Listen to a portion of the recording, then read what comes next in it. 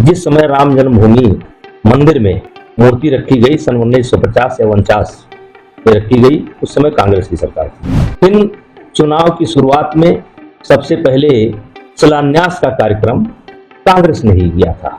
तो ये देश के को धोखा देने की बात हो रही है, धोखा देने की बात हो रही है। हम इस निष्कर्ष पर पहुंचते हैं कि कांग्रेस की आज के तारीख में कोई विचारधारा ही नहीं। देखिए, गृह मंत्री जी का बयान है तो उन्होंने बहुत सोच समझ करके बयान वो देते हैं और कभी वो हल्का बयान नहीं देते हैं।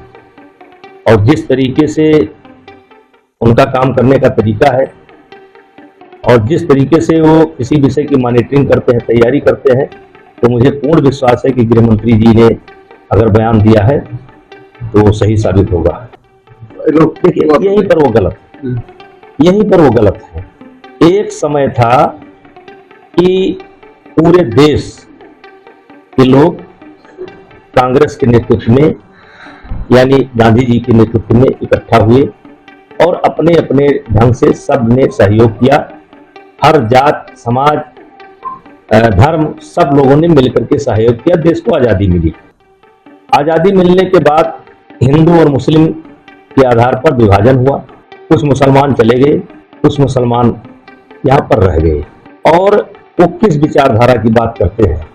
जैसे जिस समय राम जन्मभूमि मंदिर में मूर्ति रखी गई सन 1950 या 49 में रखी गई, उस समय कांग्रेस की सरकार थी। जिस समय ताला खोला गया उस समय उनके पिताजी ही प्रधानमंत्री थे और उस समय ताला खोला गया।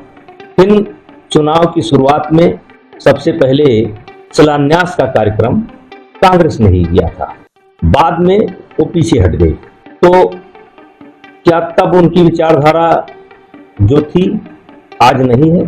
तो ये देश के को धोखा देने की बात हो रही है, धोखा देने की बात हो रही है।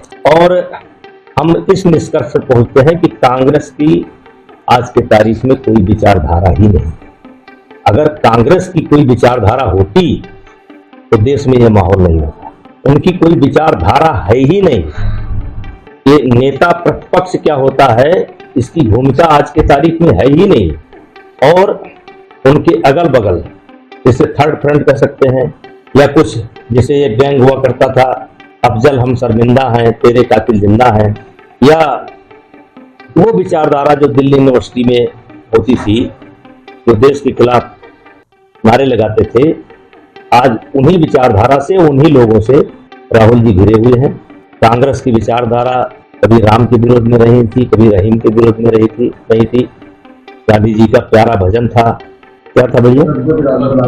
रघुपति राघव राजा राम, पतित पावन सीताराम। ये गांधी जी का ये भजन था।